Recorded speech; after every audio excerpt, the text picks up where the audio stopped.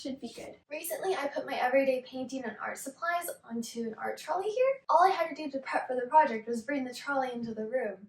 It's great. To start out, I'm going to do a rough sketch on the wall of just the trunk of the tree and some of the branches. So we'll mark out the middle, start at the top, work our way down.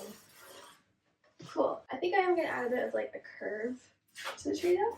Sometimes I find when drawing a tree, it helps to start from the top and work your way back down. This helps you not to go overboard on the proportions. Once the tree was drawn, I mixed out a shade of brown to use as the base coat for the trunk of the tree and its branches. However, painting on a wall, especially with matte paint, can be so tricky because you won't know how the color will truly appear until it's fully dry and on the wall. Every room lights differently depending on how the sunlight comes into the room, and ceiling lights, any side lamps will also affect the tones of the dried paint.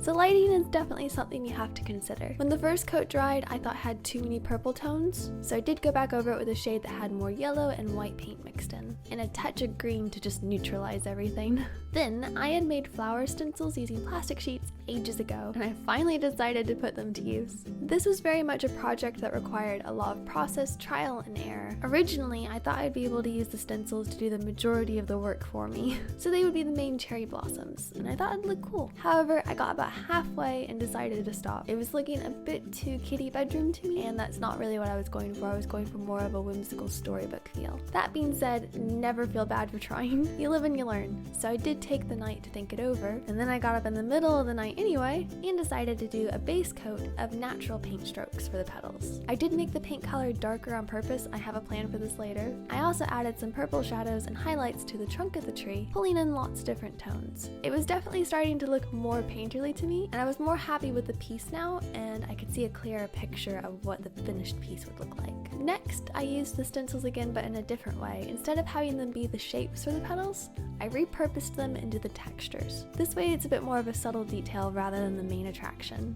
Then I pulled out my airbrush, and using a watered down mixture of the main wall paint color, that light cream tone, I airbrushed it over the entire tree. This was the main reason I decided to make the paint colors a bit darker, because I knew I was going to airbrush them lighter later. When doing a painted mural, there are some things to consider, especially a large one. The main question to ask though is, will this mural be the focus of the room? I decided that I wanted the cherry blossom tree to be a nice addition, but not the driving force of the room. By fading it into the wall a bit, this helped lessen the attention of the painting. Give it a more natural feel, like it just belongs in the room. There's been a cat friend with me this whole time, by the way. He does like to inspect my workplace and make sure everything's running tip-top shape. He takes his job very seriously, and he'll keep me company the whole day. It's great.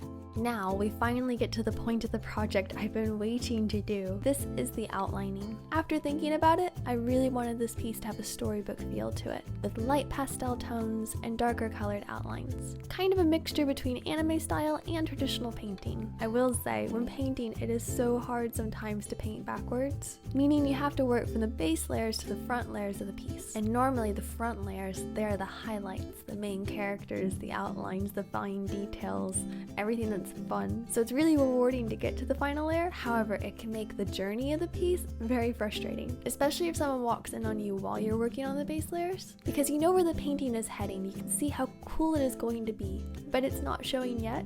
You have to get the base coats done. I have managed to keep this a secret from Tom so far, I will say that. He does not know I'm doing this in my room.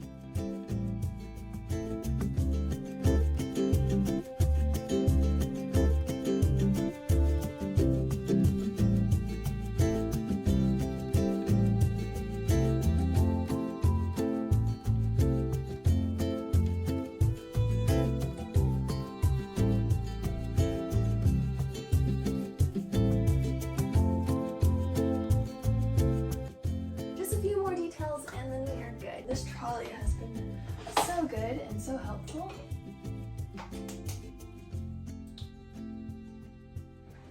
Last palette update, and here we go.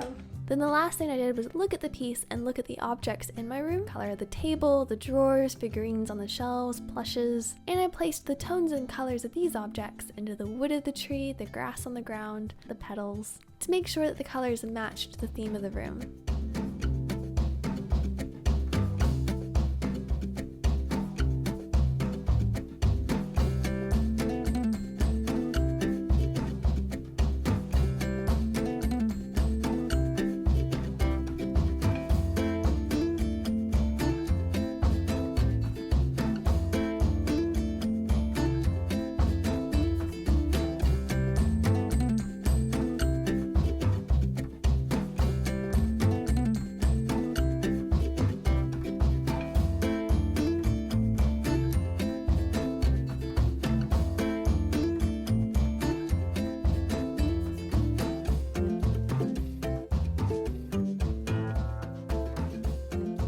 Got these from Primark today. I'm on brand. We'll sort this out.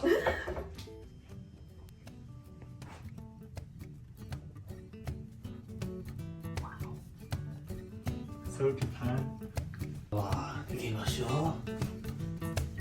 so they go to Japan. Yes, okay, right now.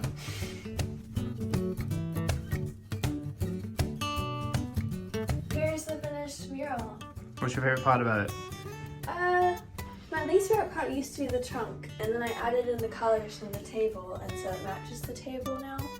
And that's kind of the nice thing when you get to do a custom piece like this to match a room, is you can pull the colors from the rooms. Like it's the same green on the grass as it is on the drawers.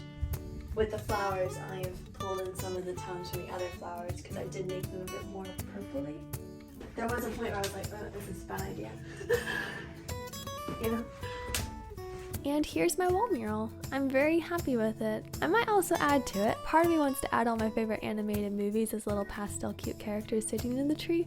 Just an idea. You know, we never stop, do we? I'll be sure to show you if I do more. Until then, though, this is my happy place, and thank you for watching. I do have a golden pin giveaway. If you'd like a chance to win a golden pin, please leave a nice comment down below, and I'll see you next time. Bye. Goodbye, bye.